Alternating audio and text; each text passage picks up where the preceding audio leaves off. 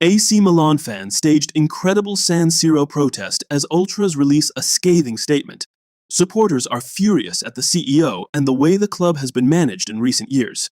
AC Milan supporters staged an incredible protest against CEO Giorgio Furlani during the club's 3-2 home defeat to Atalanta over the weekend. I Rossoneri sit fourth in the Serie A table after they watched fierce rivals Inter win the league title this season. Milan occupy the final Champions League place with 2 matches left of the regular season, but could yet drop 2 places and end up in the Conference League instead. They have won just 1 of their last 7 league matches and have only managed to score in 2 of those fixtures. Milan won the Serie A title back in 2022, but many supporters believe the club failed to capitalize on the opportunity they had due to poor investments and mismanagement. A lot of the frustration has been aimed at the Redbird ownership group and club CEO Furlani, who has been in that role since the end of 2022. As well as the sporting failures and disappointment in the transfer window, many Milan fans believe there is a total disconnect between supporters and the club. With the Italian giants now a shadow of the elite side they used to be, fans used the weekend clash with Atalanta as an opportunity to protest against the hierarchy.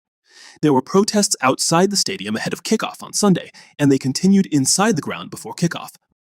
Fans from the Curva Sud supporters group assembled inside the San Siro to spell GF out in flashlights in what was a clear message of anger to the board.